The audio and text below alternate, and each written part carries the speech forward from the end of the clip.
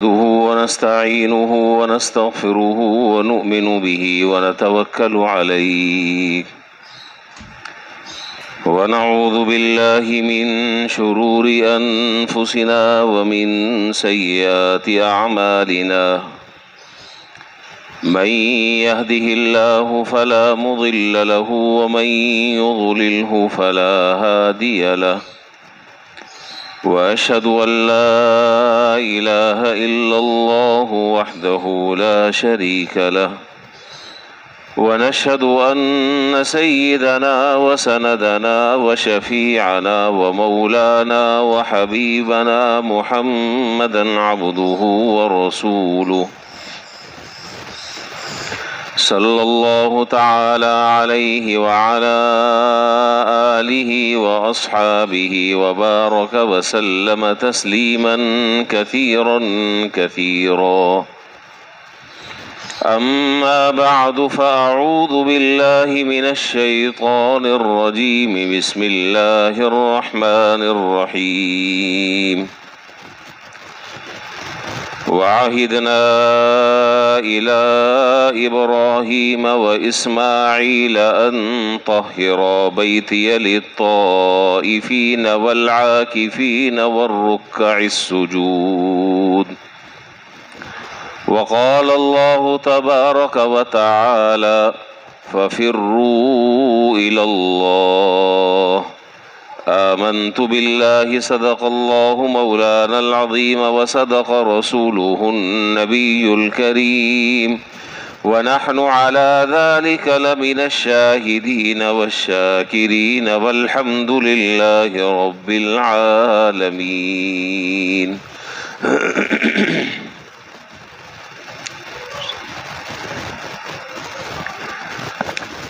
بزرگان محترم و برادران عزیز، اللہ رب العالمین کا اس نعمت پر جتنا بھی شکر ادا کیا جائے کم ہے کہ رمضان المبارک کا مہینہ بھی نصیب فرمایا، اور صرف یہی نہیں بلکہ رمضان المبارک کے تیسرے جمعے میں ہم داخل ہو چکے ہیں، اور رمضان کا تیسرا جمعہ الحمدللہ اللہ تعالیٰ نے ہمیں اور آپ کو نصیب فرمایا۔ اللہم لک الحمد و لک الشکر۔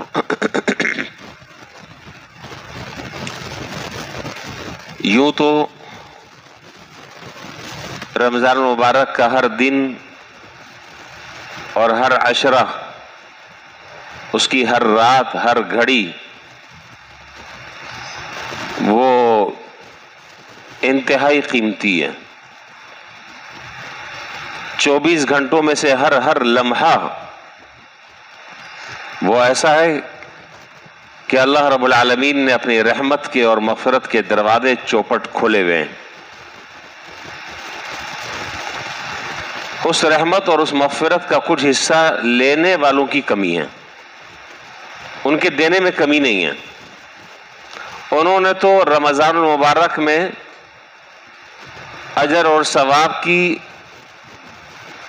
نیکیوں کے پر عمل کر کر ثواب حاصل کرنے کی اور اجر کی سیل لگائی ہوئی ہے۔ یہ کام کر لو تمہارے گناہ معاف، یہ کام کر لو تمہاری بخشش، یہ کام کر لو تمہاری مغفرت، یہ کام کر لو تمہیں نواز دیا جائے گا۔ ایک کام، دو کام، چار کام، سینکڑوں کام ایسے ہیں رمضان مبارک میں۔ بس کوئی ہو ایسا کہ جو اللہ تعالیٰ کی اس آواز پر لبیک کہے اور اللہ تعالیٰ کی طرف قدم بڑھائے، ورنہ وہاں سے تو ہر وقت یہ آواز آ رہی ہے، حل من مستغفر فاغفر اللہ۔ ہے کوئی مغفرت طلب کرنے والا کہ اس کی مغفرت کر دی جائے؟ ہے کوئی مصیبتوں کا مارا ہوا کہ اس کی پریشانیوں کو دور کر دیا جائے؟ کوئی ہے دکھوں اور تکلیفوں کا مارا ہوا کہ اس کی تکلیف کو اور بیماریوں کو دور کر دیں؟ ہم اللہ تعالیٰ کی طرف صحیح معنوں میں رجوع کرنے والے بن جائیں۔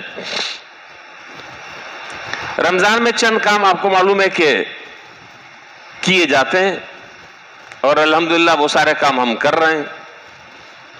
سب سے بڑا رمضان کا جو عمل ہے وہ ہے روزہ، تو اللہ تعالیٰ جیسے تیسے روزے رکھوائی رہے ہیں الحمدللہ، اللہ تعالیٰ کمی پیشی معاف فرما دیں، اور کوئی روزہ اور کوئی نماز اور کوئی سجدہ ان کے شان نہیں ہے، کوئی سجدہ ان کے شان نہیں، کوئی نماز ان کے شان نہیں، کوئی عبادت ان کے لائق نہیں ہے، لیکن کمزور ہیں، جیسے تیسے بھی بن پڑا، اللہ تعالیٰ نے توفیق دی، الحمدللہ کر رہے ہیں۔ تو روزے بھی چل رہے ہیں، روزے کے ساتھ ساتھ تراویح بھی چل رہی ہے الحمدللہ، تو اللہ کا شکر ہے۔ عام دنوں میں آدمی 20 رکعت نفل، ہم جیسے کمزور آدمی نہیں پڑھ سکتے، 3 رکعت وتر اور اس کے بعد 2 رکعت نفل بھی بیٹھ کر ہی پڑھتے ہیں، اور وہی جو بیٹھ کر پڑھنے والے ہیں وہ 20 رکعت اس چاق و چوبند سے تراویح میں پڑھتے ہیں کہ دیکھ کر حیرانی ہوتی ہے کہ یہ کہاں سے اتنی طاقت آ گئی۔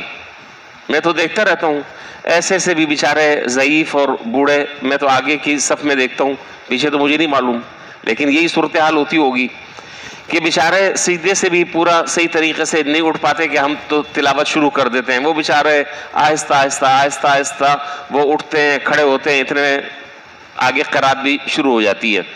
لیکن اتنے سارے کمزوریوں اور ضعف اور بیماریوں کے باوجود جبکہ شریعت نے بیٹھ کر نماز پڑھنے کی اجازت بھی دی ہے، بیٹھ کے نہیں پڑھ رہے، بیٹھ کر نماز پڑھنے کی شریعت نے اجازت دی ہے، بیٹھ کے پڑھ لو، لیکن نہیں، وہ جوش، وہ جذبہ، وہ ولولہ، یہ قابل تقلید ہے اور لائق صد تحسین ہے۔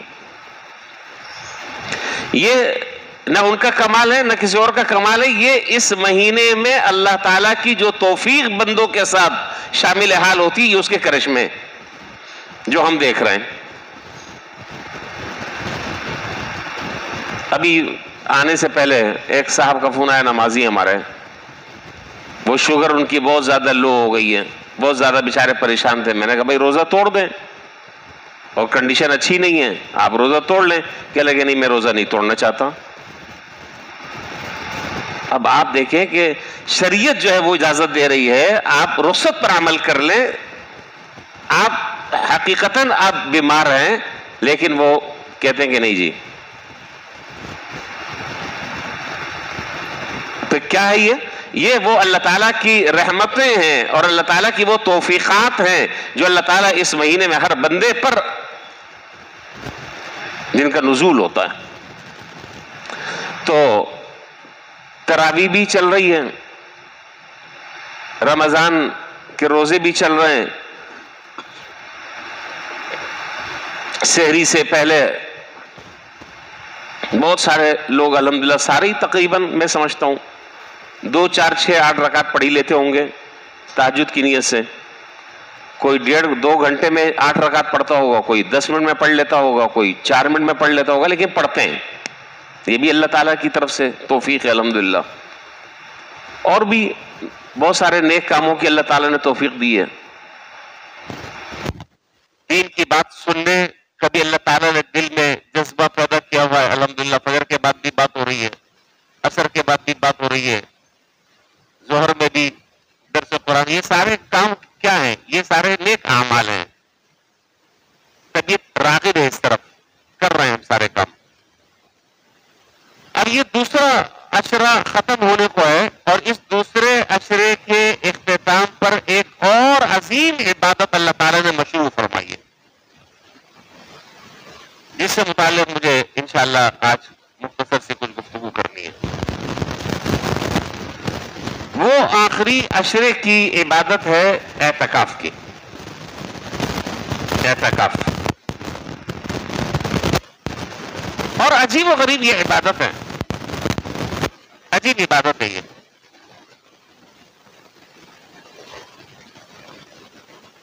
ایسی عجیب عبادت ہے کہ اس کے اندر یہ 2 عبادتوں کا ایک حسین امتزاج ہے، اس میں خلوت اور جلوت دونوں کا حسین امتزاج اس کے اندر پایا جاتا ہے اعتکاف میں۔ دیکھیں یہ جو معتکف ہے، جو اعتکاف میں بیٹھتا ہے،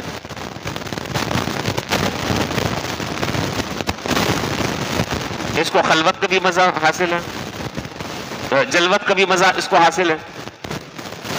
جلوت کا مزہ کیسے حاصل ہے کہ اپنے معتکف میں بیٹھا ہوگا، لیکن جب جماعت کا وقت آئے گا تو لوگوں کے ساتھ نماز میں شریک ہوگا،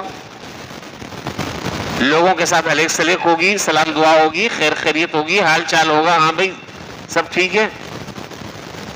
یہ نہیں کہ آپ نے بوریا بستر پکڑا اور آپ جو ہے وہ گوشہ نشینی آپ نے اختیار کر لی اور ایک آپ نے حجرہ پکڑ لیا، نہ کسی سے واسطہ، نہ کسی سے ملنا، نہ ملانا، نہ سلام، نہ دعا، نہ ملاقات، نہ حال احوال، نہیں بھائی۔ جب ظاہر نماز پڑھیں گے تو نماز میں تو بہت سارے مسلمان ہوتے ہیں، ان سے سلام دعا کا موقع ملتا ہے، تو یہ جلوت کا مزہ اللہ تعالیٰ نے عطا فرمایا۔ اور پھر جب نماز سے فارغ ہو جاتے ہیں پھر وہی تنہائی اور خلوت، پھر اسی تنہائی اور خلوت میں بیٹھ جاتے ہیں، اللہ کے ذکر میں مصروف ہیں، قرآن کریم کی تلاوت میں مصروف ہیں، دیگر عبادات میں مصروف ہیں۔ پھر تو گویا کہ اعتکاف جو ہے وہ جلوت اور خلوت دونوں کا حسین امتزاج ہے۔ اور جناب نبی کریم صلی اللہ علیہ وسلم کو اللہ تعالیٰ نے اس عبادت کے لیے جس وقت فرمایا کہ اب آپ اعتکاف کریں، ہر سال پابندی کے ساتھ جناب نبی کریم صلی اللہ علیہ وسلم اعتکاف فرمایا کرتے تھے، ہر سال پابندی کے ساتھ۔ اور کسی سال اگر چھوٹ گئی یہ سنت تو آپ نے پھر اس کی قضا بھی فرمائی، لیکن ہمارے لیے نہیں ہے۔ اللہ تعالیٰ نے اتنا اجر اور ثواب رکھا ہے، اتنا اجر اور ثواب رکھا ہے، اتنا، اور میں تو کہتا ہوں کہ معتکف کے مزے ہی ہیں۔ معتکف نے جب اعتکاف کی نیت کر لی اور اعتکاف کی نیت کرنے کے بعد جب وہ مسجد میں آ گیا، اب اس کا میٹر چلنا شروع ہو گیا، اس کا میٹر چلنا شروع ہو گیا۔ بھائی ہمارا اور آپ کا، ان لوگوں کا جو مسنون اعتکاف کی میں بات کر رہا ہوں، مسنون اعتکاف میں جو نہیں بیٹھ رہا ہے وہ تو جب آئیں گے مسجد میں عبادت کریں گے تو ثواب ملے گا، نہیں کریں گے تو ثواب نہیں ہے۔ 5 راتیں طاق راتیں شب قدر ان 5 راتوں میں ہے، ہمیں نہیں معلوم، جو اعتکاف میں نہیں بیٹھا اس کو نہیں معلوم کہ کون سی شب کو ہوتی ہے، لیکن وہ آدمی کے جس نے ان 10 دنوں کے لیے اللہ تعالیٰ کے در پر پڑاؤ ڈال دیا ہے تو وہ سو رہا ہے ان 5 راتوں میں، طاق راتوں میں، تب بھی یقینی طور پر اس کو لیلۃ القدر مل گئی ہے۔ وہ نماز جنازہ میں شریک نہیں ہے، ثواب مل رہا ہے یہاں بیٹھے ہوئے۔ وہ کسی مسلمان کی عیادت کے واسطے نہیں جا سکتا، یہاں بیٹھ کر ثواب مل رہا ہے۔ وہ کسی کی حاجت اور ضرورت پوری کرنے کے لیے باہر نہیں جا سکتا، یہاں بیٹھ کر اس کو اس کا ثواب اور اجر پورا کا پورا مل رہا ہے۔ وہ باہر کسی غریب اور کسی ضعیف کمزور آدمی کا بوجھ نہیں لا سکتا اور اس کا ثواب اس کے گھر تک کی نہیں پہنچا سکتا، یہاں بیٹھا ہوا ہے ثواب مل رہا ہے۔ بہت سارے کام ایسے کہ جو معتکف نہیں کرتا، لیکن اللہ تعالیٰ اس کو یہاں بیٹھے بیٹھے تمام کی تمام عبادات کا اجر اور ثواب اللہ تعالیٰ عطا فرماتے ہیں۔ تو معتکف کی تو خیر کیا بات ہے، اس نے تو میٹر جو چلا ہے اب وہ چل رہا ہے، چل رہا ہے، چل رہا ہے۔ اس کا کھانا عبادت، اس کا سونا عبادت، اس کا پینا عبادت، اس کا جاگنا عبادت، اس کا عبادات میں مشغول رہنا عبادت، سب عبادت شمار ہو رہا ہے، سب عبادت میں شمار ہو رہا ہے۔ خیر، تو اعتکاف جو ہے وہ بہت عظیم عمل ہے، عظیم عمل ہے۔ بعض بزرگوں نے تو بڑی عجیب بات لکھی ہے، انہوں نے فرمایا کہ معتکف کی مثال تو اس آدمی کی طرح ہے، معتکف کی مثال اس آدمی کی طرح ہے کہ جس نے اللہ تعالیٰ کے در پر پڑاؤ ڈال دیا ہے بستر سمیت، اور پڑاؤ ڈال کر اللہ تعالیٰ کے سامنے یہ بات کہہ رہا ہے کہ جب تک کہ آپ مجھے نہیں بخشیں گے میں یہاں سے نہیں ٹلوں گا۔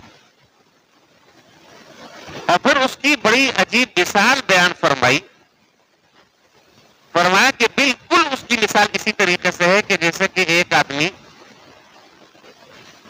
کسی بادشاہ اور کسی وزیر کا کوئی چیلا چماٹا چمچا، اس کی بھی بڑی گلی ہو، اس کا 2 3 4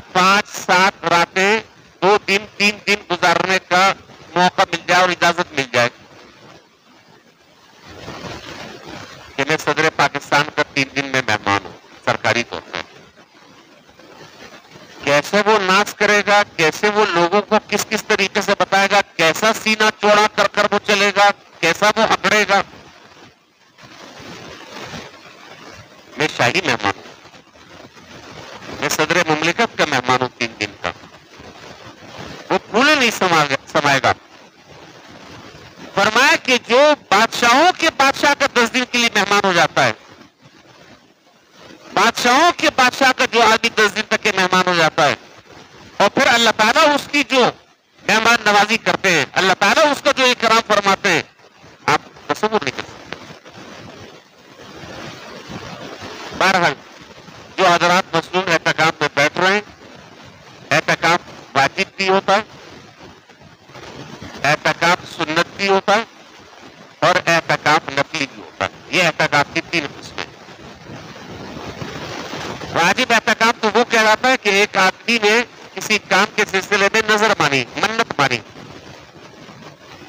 کہ اگر میرا فلاں کام ہو گیا تو میں 2 دن کے لیے یا 3 دن کے لیے میں اعتکاف کروں گا. اب اس منت کو پورا کرنا اس کے ذمہ شرعاً واجب ہے.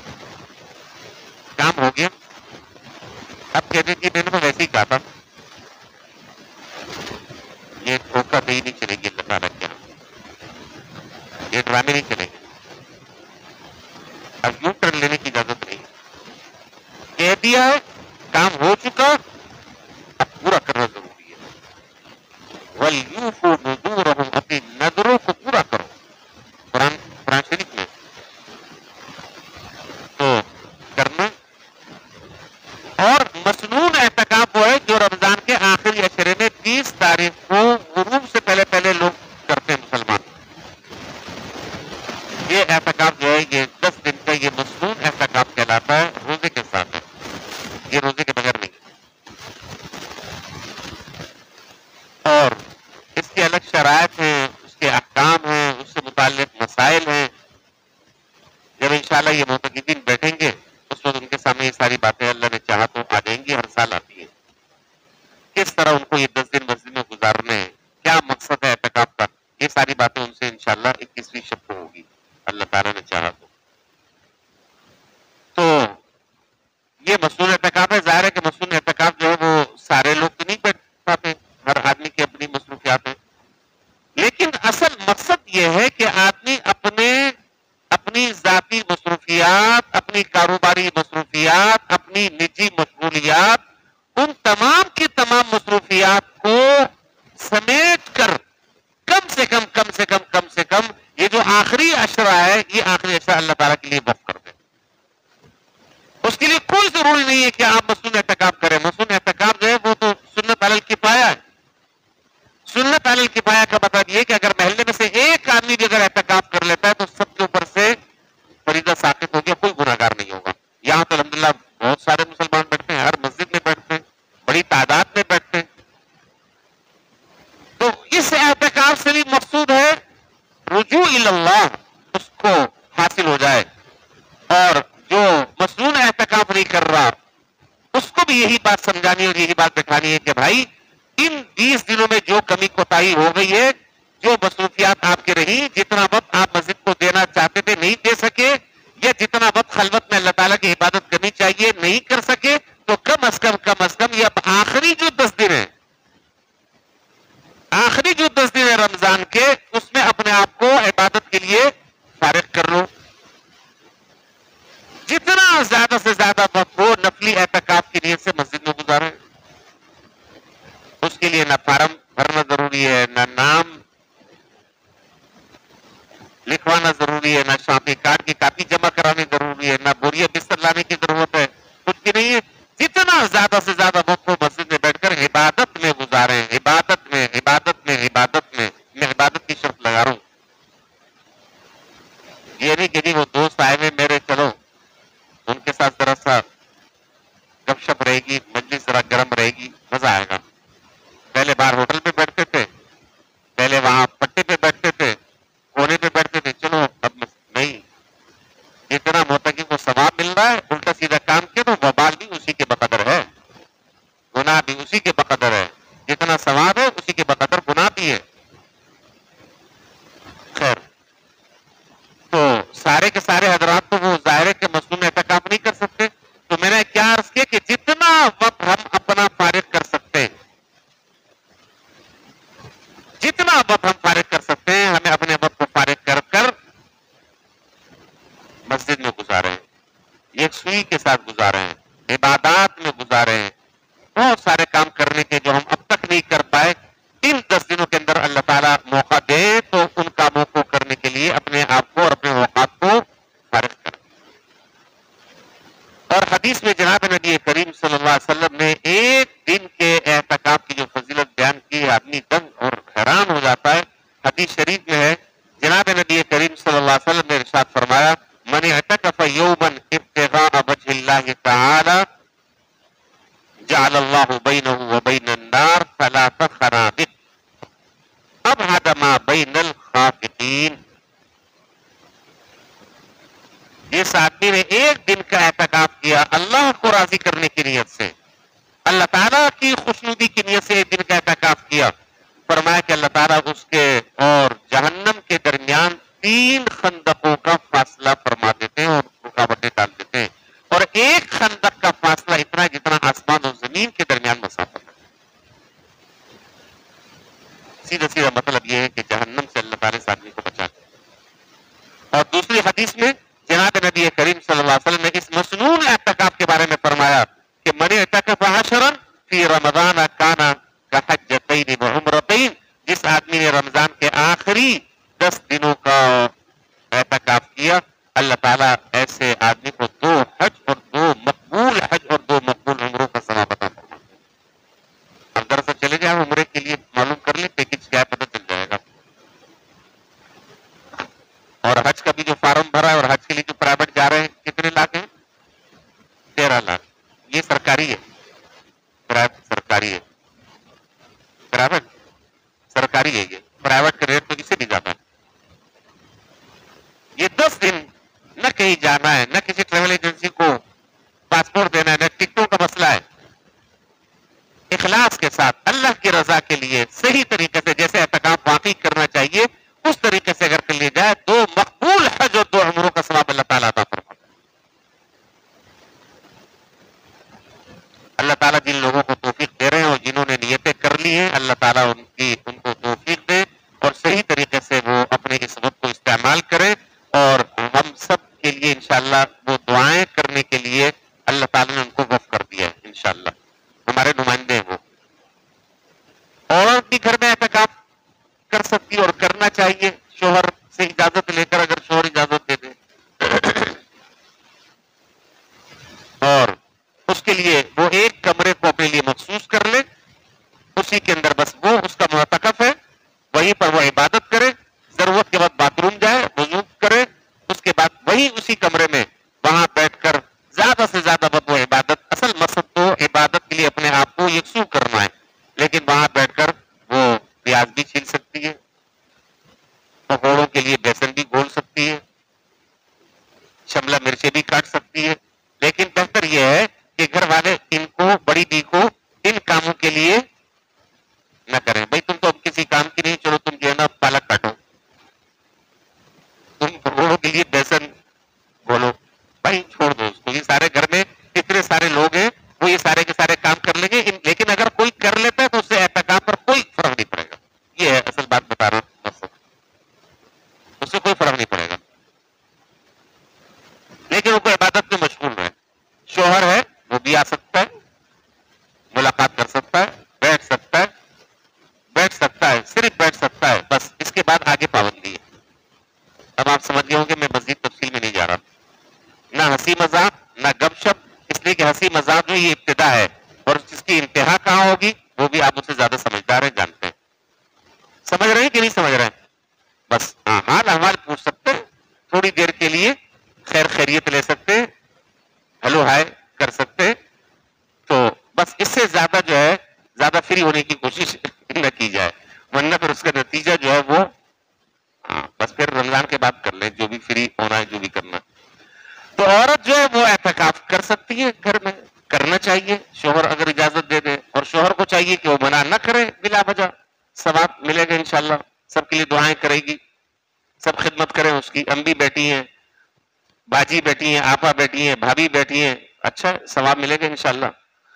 لیکن میری ایک درخواست ہے کہ جو حضرات بھی اعتکاف میں بیٹھ رہے ہیں, خاص طور پر مسنون اعتکاف میں عورتیں ہوں یا مرد ہوں, میری گزارش یہ ہے, بہت زیادہ تاکید کے ساتھ گزارش یہ ہے کہ خدا کے واسطے اعتکاف میں بیٹھنے سے پہلے اعتکاف کے مسائل پڑھ کر, سمجھ کر, سیکھ کر پھر آئیں. ہر سال یہ تماشا ہمارے یہاں ہوتا رہتا ہے, ہر سال یہ تماشا ہوتا رہتا ہے کہ جی میں تو غلطی سے وہاں چلا گیا تھا, مجھے تو پتہ نہیں تھا. بھائی غلطی ہے تو مطلب اس غلطی کا جواب یہی ہے کہ اب آپ کا اعتکاف ٹوٹ گیا. تو کیوں بلا وجہ آدمی اپنے اعتکاف کو خراب کرے, کیوں بلا وجہ اپنی عبادت کو ضائع کرے؟ اس لیے میں مشورہ یہ دیتا ہوں کہ پہلے اعتکاف کے جو احکام اور مسائل ہیں, احکام اعتکاف کے نام سے کتاب ہے, حضرت مولانا مفتی عبدالرؤوف سکھروی صاحب دامت برکاتہم, دارالعلوم کراچی کے ہمارے استاد ہیں. حضرت مفتی تقی عثمانی صاحب دامت برکاتہم, حضرت کی بھی کتاب ہے احکام اعتکاف.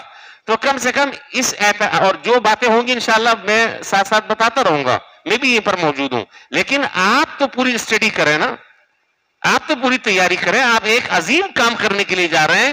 کن چیزوں سے اعتکاف ٹوٹتا ہے, کن چیزوں سے فاسد ہوتا ہے, کن چیزوں سے مکروہ ہوتا ہے, دوران اعتکاف کیا کام کرنے, کیا کام نہیں کرنے, کون سے کام زیادہ کرنے, کون سے کام بالکل نہیں کرنے, یہ ساری باتیں تو میں نہیں بتا سکتا. یہ تو آپ پڑھیں, آپ مطالعہ کریں, میں تو موٹی موٹی باتیں بتاؤں گا. تو اس لیے میری درخواست ہے کہ جتنے حضرات اعتکاف میں بیٹھ رہے ہیں وہ یہ رسالہ خرید لیں اور خرید کر پڑھیں, اس کو سمجھیں. کوئی بات سمجھ میں نہ آئے نشان لگائیں, مجھ سے پوچھ لیں. جب انشاءاللہ سیکھ کر جب ہم ایک کام کو کریں گے, سمجھ کر ہم اس کام کو کریں گے, تو اللہ نے چاہا انشاءاللہ اس کی افادیت زیادہ ہوگی. تو بڑا اللہ تعالیٰ نے موقع عطا فرمایا ہے. تو مسنون اعتکاف والے مسنون اعتکاف میں انشاءاللہ بیٹھیں گے. اب آخری عشرے میں آپ کو پتہ ہے شب قدر بھی ہے, تو بھائی 10 دنوں میں کم سے کم ہم اپنے آپ کو تمام کے تمام کاروباری مصروفیات, نجی مصروفیات اور دیگر جو معاملات ہیں, ان تمام معاملات سے اپنے آپ کو ہم ذہنی طور پر فارغ کر لیں, اور زیادہ سے زیادہ کوشش یہ کریں کہ اپنے اوقات کو ہم عبادت میں لگائیں. کچھ نہیں پتا, کسی کو بھی نہیں پتا, نہ مجھے پتا ہے. آج میں بیٹھا ہوں, مجھے نہیں معلوم کہ اگلے سال مجھے رمضان کا مہینہ ملے گا کہ یہ نہیں ملے گا. اللہ تعالیٰ زندگی میں بار بار ہمیں نصیب فرمائے, بار بار عطا فرمائے, عافیت کے ساتھ نصیب فرمائے, سلامتی کے ساتھ نصیب فرمائے. لیکن حتمی بات کسی کے بارے میں نہیں کی جا سکتی. اس لیے جو وقت اللہ تعالیٰ نے دیا ہے, جو موقع اللہ تعالیٰ نے دیا ہے, اس کو غنیمت سمجھو, اس کی قدر کریں. اور ان مسنون اعتکاف اور نفلی اعتکاف کا مسئلہ یہ کہ جب بھی آپ مسجد میں آئیں, اعتکاف کی نفلی نیت کر کر مسجد میں داخل ہوں, جتنی دیر آپ مسجد میں بیٹھے رہیں گے انشاءاللہ نفلی اعتکاف کا ثواب ملے گا. ابھی ہم سب آئے جمعے کے لیے آئے, مسجد میں داخل ہونے کے بعد ہم نے دعا پڑھی, دعا کے بعد درود شریف پڑھا, اللہم افتح لی ابواب رحمتک, پھر درود شریف پڑھا, بسم اللہ والصلاۃ والسلام علی رسول اللہ صلی اللہ علیہ وسلم. پڑھا نہیں پڑھا؟ رمضان میں غلط بیانی کر رہے ہیں کہ پڑھا ہے, سب نے تو نہیں پڑھا ہوگا. اچھا کبھی تو پڑھا ہوگا نا, چلیں تعویل کر لیتے ہیں, کبھی تو پڑھا ہوگا. تو دعا پڑھنی چاہیے, دعا کے بعد درود شریف پڑھنا چاہیے, اور درود شریف کے بعد نیت کر لیں. عربی میں کر سکتے ہیں تو عربی میں کر لیں. نویت سنت الاعتکاف ما دمت فی المسجد, میں نفلی اعتکاف کی نیت کر رہا ہوں جب تک کہ میں مسجد میں رہوں. عربی نہیں آتی آپ اردو میں مانگ لیں. لیکن جب مسجد میں آئیں, جب مسجد میں آئیں, اس وقت آپ یہ نفلی اعتکاف کی نیت کریں. یہ نہیں ہے کہ ایک دفعہ کی آپ نے نیت کر لی تو اب وہ 10 سال تک یہ چلتی رہے گی. ایسا نہیں ہے, ایسا نہیں ہے. یہ مسنون اعتکاف میں جو بیٹھ رہے ہیں یہ ان کو حاصل ہے کہ جب وہ آئیں اور ایک دفعہ نیت کر لیے, اب وضو کے لیے جا رہے ہیں, ظاہر ہے وضو جو ہے مسجد سے خارج ہے, بس ایک دفعہ نیت کر لیے بس کافی ہے, ان کو کچھ نہیں ہوتا. لیکن جو نفلی اعتکاف کر رہے ہیں, بار بار مسجد آ رہے ہیں, وہ بار بار, تو جتنی دیر بیٹھے رہیں گے انشاءاللہ, جتنی دیر ہم عبادت کریں گے یا ویسے بھی بیٹھے رہیں گے, اللہ تعالیٰ نے چاہے انشاءاللہ ثواب ملتا رہے گا. تفسیر میں ایک بات نظر سے گزری, میں نے کہا وہ بات بھی میں ذکر کر دوں, اس سے آپ اندازہ لگائیں کہ اس اعتکاف سے مقصد جو ہے وہ ہے اللہ کی طرف رجوع. چاہے کوئی مسنون اعتکاف کر رہا ہے یا کوئی نفلی اعتکاف کر رہا ہے, مقصد اس اعتکاف سے ہے اللہ کو راضی کرنا, مقصد ہے اللہ تعالیٰ سے تعلق جوڑنا, مقصد ہے اللہ تعالیٰ سے لو لگانا. یہی مقصد ہے نا، یہ کوئی اور کئی نام لکھوانا مقصد ہے، شہرت، نام و نمود مقصد ہے، یہی مقصد ہے۔ تفسیروں میں لکھا ہے کہ جس وقت قارون کو زمین میں دھسایا جا رہا تھا اور جب دھسنے لگا تو حضرت موسیٰ علیہ السلام کو اللہ تعالیٰ کا 70 مرتبہ واسطہ دیتا رہا، 70 مرتبہ واسطہ دیتا رہا، مجھے بچا لیں، میں توبہ کرتا ہوں، فلانا کرتا ہوں، آپ کا واسطہ، اپنی قرابت کا، اپنے تعلق اور رشتہ داری کا واسطہ دیتا رہا۔ حضرت موسیٰ علیہ السلام خاموش ہو گئے، کوئی بات نہیں سنی۔ اللہ تعالیٰ نے وہی بھیجی کہ اے موسیٰ 70 مرتبہ تمہیں پکارا ہے، یہ بدبخت اگر ایک مرتبہ مجھے پکار لیتا تو میں اس کا بیڑا پار کر دیتا، ایک مرتبہ مجھے پکار لیتا۔ تو اللہ تعالیٰ تو اس طریقے سے متوجہ ہیں، اور وہ تو باقاعدہ سیل لگا رہے ہیں، آؤ لوٹو، ہم لینے والے بن جائیں، ان کے خزانے میں کمی نہیں ہے، وہ تو آواز لگا رہے ہیں۔ افطار کے وقت لے لو، سحری کے وقت لے لو، تہجد کے وقت لے لو، تراویح کے وقت لے لو، کسی کو ایک دانہ کھجور کا کھلا دو، ایک گھونٹ پانی کا پلا دو، کھانا کھلا دو، کپڑے پہنا دو، صدقہ کر دو، لے لو ثواب۔ تو اللہ تبارک و تعالی سے اپنا تعلق مضبوط کریں، اور یہ رمضان کا پورا مہینہ میں آپ کو بتاتا رہا ہوں، پورے مہینے میں بتاتا رہا کہ ساری عبادتوں کا حاصل، سارے طاعات اور نیکیوں کا حاصل وہ صرف ایک بات ہے، وہ یہ ہے کہ اپنا جو تعلق اللہ تعالیٰ سے ٹوٹا ہے 11 مہینے، اب اپنے اس تعلق کو اور اپنی اس روحانیت کو مضبوط کر لو اور اس تعلق کو استوار کر لو۔ 11 مہینے ہم اپنے مقصد تخلیق سے غافل تھے، ہمیں نہیں پتا کہ ہمیں کیا کرنا تھا، کیا کیا، نمازیں بھی پڑھی نہیں پڑھی، کہ حلال حرام اگڑم بگڑم سب چلتا رہا۔ اب ذرا سا ایک مہینہ ذرا سا صحیح طریقے سے جیسے ہم چاہ رہے ہیں اس طرح گزار لو، انشاءاللہ ہم تمہاری تربیت کر دیں گے۔ اور اللہ تبارک و تعالیٰ اس رمضان سے جو اصل مقصد تقوی ہے، اللہ تعالیٰ وہ تقوی ہم سب کو نصیب فرما دے۔ وہ تقوی میری بھی ضرورت ہے اور آپ کی بھی ضرورت ہے، یہ دنیا میں بھی ضرورت ہے اور آخرت میں بھی ضرورت ہے، دونوں جگہوں پر انشاءاللہ یہ کام آئے گا اللہ تعالیٰ نے چاہا تو۔ بہرحال اپنے نظام الاوقات کو ترتیب دیں، اپنے نظام الاوقات پر نظر ڈالیں، اور زیادہ سے زیادہ وقت اپنا عبادت کے لیے فارغ کریں، یکسو ہوں۔ تمام کام دھندوں کو ان 10 دنوں کے لیے، اور آخری چند دن باقی رہ گئے، بہت تیزی کے ساتھ وقت گزر رہا ہے، ابھی جمعہ گزرا تھا، آج پھر جمعہ آ گیا، تیزی کے ساتھ وقت گزر رہا ہے، اس سے فائدہ اٹھا لیں۔ عقل مند آدمی وہ ہے جو ان قیمتی لمحات سے فائدہ اٹھائے۔ اللہ تعالی ہمیں صحیح طریقے سے فائدہ اٹھانے کی توفیق عطا فرمائے۔ اچھا جی، اعلان تو مدرسے سے متعلق ہیں اور مسجد سے متعلق بھی ہیں، 4 اعلانات ہیں، لیکن آپ کہیں گے کہ یہ اعلانوں کا جمعہ بازار لگایا ہوا ہے، تو 2 اعلان اللہ نے چاہا میں اگلے جمعے کروں گا، 2 اعلان میں آج کر دیتا ہوں تاکہ آپ سہولت سے بات کو سمجھ لیں۔ اور اس مہینے میں اللہ تعالیٰ ہر مسلمان کو، ہر صاحب ایمان کو بہت سے نیک جذبات اللہ تعالیٰ عطا فرماتے ہیں، اور اللہ تعالیٰ کے راستے میں خرچ کرنے کا ایک عام آدمی کے اندر بھی جذبہ ہوتا ہے رمضان کے مہینوں میں، جو عام دنوں میں خرچ نہیں کرتا، جذبہ ہوتا ہے خرچ کرنے کا، اور ظاہر ہے رمضان کے مہینے میں خرچ کرنے کا اجر اور ثواب بھی عام دنوں کے مقابلے میں کئی گنا زیادہ ہے، اور خاص طور پر ایسی جگہ خرچ کیا جائے کہ جہاں طلباء پڑھ رہے ہوں، دینی مسافر طالب علم ہوں، دین اور قرآن اور حدیث کا علم حاصل کر رہے ہوں، تو ان کے ثواب میں اور زیادہ اضعاف مضاعفہ کئی گنا ان کا ثواب اور اجر جو ہے وہ بڑھ جاتا ہے۔ تو سب سے پہلا اعلان جو ہے وہ یہاں جو مدرسہ ہے ہمارا گول مارکیٹ کا مدرسہ تحفیظ القرآن، اس کے لیے یہ سب سے پہلا اعلان کرنا ہے۔ آپ کو معلوم ہے کہ اس علاقے کا ہمارا سب سے قابل اعتماد، ایک موقر اور ایک بڑا تعلیمی اور دینی ادارہ ہے، جہاں الحمدللہ اس وقت تقریباً 850 طلبہ کی کل تعداد ہے، جس میں 450 رہائشی طلبہ ہیں، حفظ ہے، ناظرہ، میٹرک، اور اس کے بعد عالم دین بنانا، اور پھر اس کے بعد تخصص، اور پھر اس کے بعد دیگر شعبے ہیں، دیگر اور ان کا نیٹ ورک ہے پورا، اور الحمدللہ علاقے کے جتنے لوگ ہیں ہمارے بچے یہاں سے استفادہ حاصل کر رہے ہیں، اور دینی اپنی پیاس جو ہے وہ یہاں سے بجھا رہے ہیں۔ تقریباً یہ ماہانہ خرچ جو میرے ہاتھ میں مدرسے کی طرف سے پرچہ آیا ہے، ماہانہ خرچ 33 لاکھ روپے مہینے کا خرچ ہے، ایک مہینے کا. تو اس لیے میری درخواست یہ ہے کہ ہمارا اپنا محلے کا مدرسہ ہے، اس کو ہمیں مضبوط کرنا چاہیے، اس کو ہمیں سپورٹ کرنا چاہیے. ان کی جو ضرورتیں ہیں وہ ہم اپنے ذمے لیں، تاکہ یہ جن کاموں کو انہیں کرنا ہے یہ اپنا کام کریں، اور ان کی مالی جو معاملات ہیں وہ ہم اپنے ذمے لیں، تاکہ یکسوئی کے ساتھ وہ اپنے اس فریضے کو بہتر سے بہتر طریقے سے انجام دے دیں.